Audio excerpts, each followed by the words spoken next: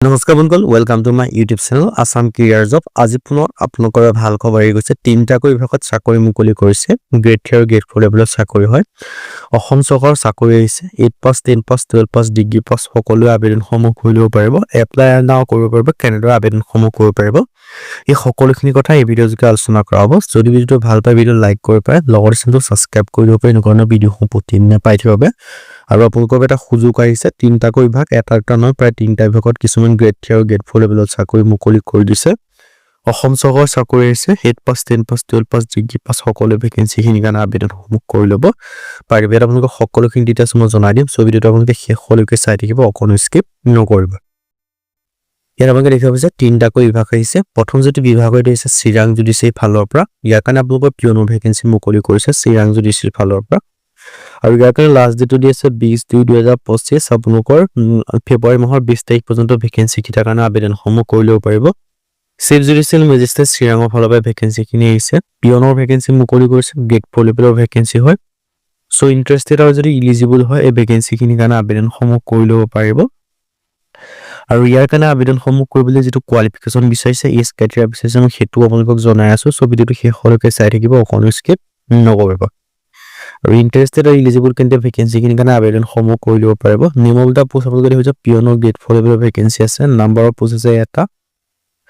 আৰু ইয়াত আপোনালোকক পে লেভেল দিয়া হ'ব 12,000 পৰা 52,000 টকা, লগতে গ্ৰেড পে হ'ব 3,900 টকা। এডুকেশ্যন কোৱালিফিকেশ্যন আছে 8 পাছ কৰিলে আবেদনসমূহ কৰিব পাৰিব।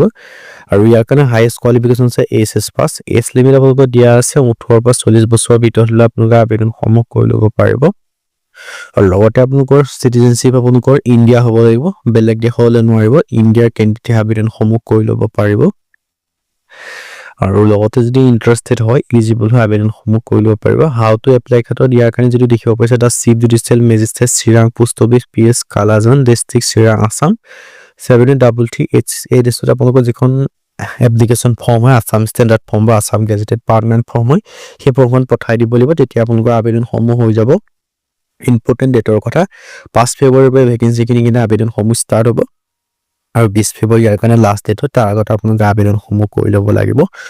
2 নম্বৰ যিটো ভেকেঞ্চি মুকলি কৰিছে, এইটো মুকলি কৰিছে আপোনালোকৰ কাছাৰ জুডিচিয়াৰী ফালৰ পৰা। ইয়াৰ কাৰণে 2025 বৰ্ষৰ ড্ৰাইভাৰৰ গ্ৰুপ চি ভেকেঞ্চি মুকলি কৰি দিছে। চ' ইণ্টাৰেষ্টেড আৰু ইলিজিবল হ'লে আপোনালোকে আবেদনসমূহ কৰি ল'ব পাৰিব।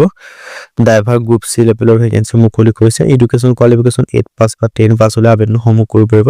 জব টাইপ হৈছে Assam government job. Apply mode হৈছে অফলাইন যোগে কৰিব পাৰিব। ড্ৰাইভাৰৰ গ্ৰুপ চি লেভেলৰ ভেকেঞ্চি মুকলি কৰি দিছে।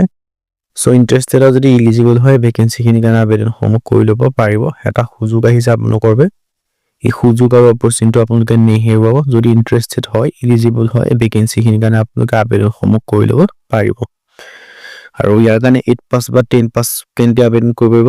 যদি 12 পাছ কৰিছে তেতিয়াও আবেদন কৰিব পাৰিব। ড্ৰাইভাৰৰ ভেকেঞ্চিৰ ক্ষেত্ৰত নিয়মৰ পোষ্ট ড্ৰাইভাৰ গ্ৰুপ চি লেভেলৰ ভেকেঞ্চি আছে। এডুকেশ্যন কোৱালিফিকেশ্যন বিচাৰিছে, 3 বছৰৰ এখন LMB লাইচেন্স বিচাৰিছে। চ' ইণ্টাৰেষ্টেড আৰু ইলিজিবল আবেদনসমূহ কৰি ল'ব পাৰিব।